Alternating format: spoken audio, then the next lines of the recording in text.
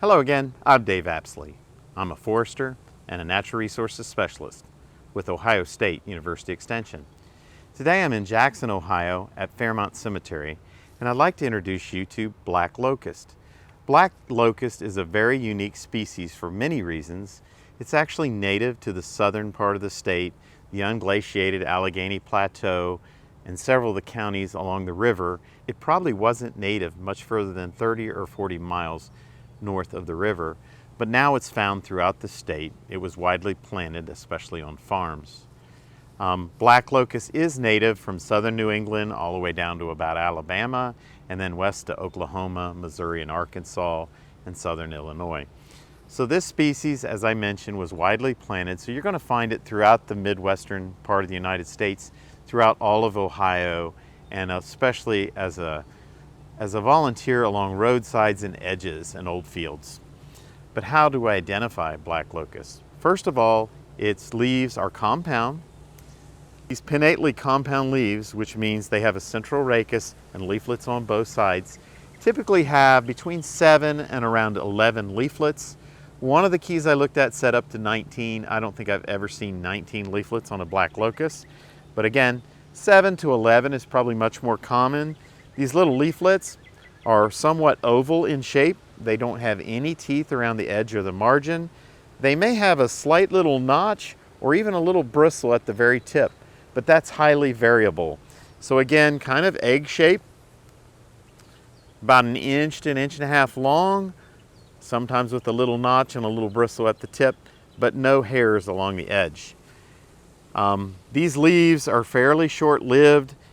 They're very green right now, but I've already see holes in them. Later in the growing season, an insect called the locust leaf miner will often skeletonize these leaves. And by late summer, especially during a dry year, these leaves are brownish and are looking pretty rough. But again, this is black locust. Leaves are alternate. They're compound, 7 to 11 leaflets, and they can get up to about a foot to 14 inches in length.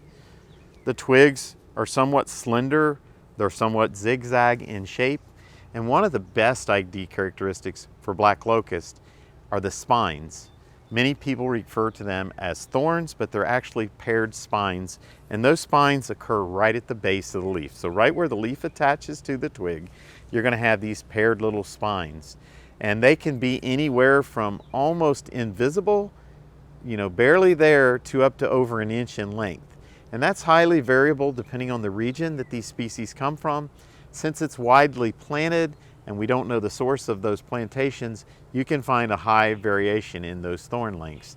Here in the Jackson area, I have a hard time finding the spines. Normally, most of the areas I've lived in my life, I can find spines anywhere from a 1/4 inch to an inch in length. They're paired, very obvious on the twigs even when the foliage is out. But here in this area, I don't see many of those spines, or if I do, they're very minute. You might almost see a little hair-like spine. So again, paired stipular spines. Occasionally you can still see them on the trunk or up on the larger branches of the black locust tree. A black locust also produces some beautiful flowers. It's actually a legume, and nitrogen-fixing legume at that. And it produces these beautiful pea-like flowers. They're very white. They're in these clusters that hang down. These clusters can be 5 or so inches in length and just loaded with these beautiful pea-like flowers. Very fragrant. It's great for pollinators. It's a great species that's native to at least parts of Ohio. It's really good for pollinators, good for honey production. In fact, in Europe, they'll plant black locust for honey production. So it's a great species for that as well.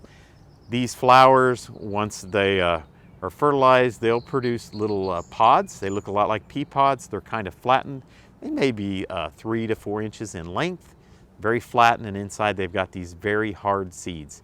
Seeds are extremely hard, and actually if you want to germinate them, you almost have to immerse them in sulfuric acid or physically scar the surface to get them to germinate.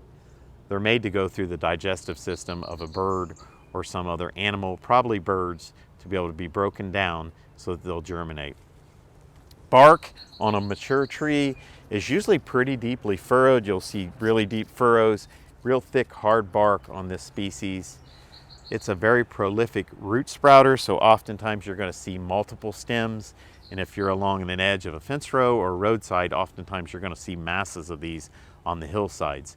And they're very obvious right now because they're in full bloom. That's a great characteristic of black locusts.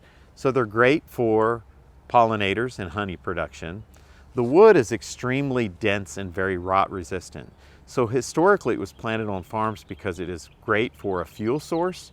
It has some of the highest BTU output of any wood that's out there.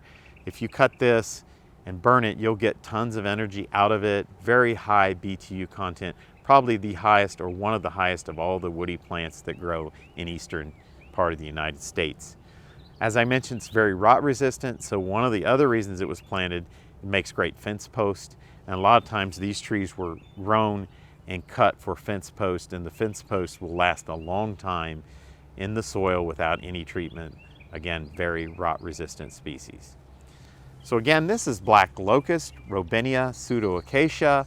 It's native to southern part of Ohio. It's widely distributed throughout the state, and it's a great species for pollinators.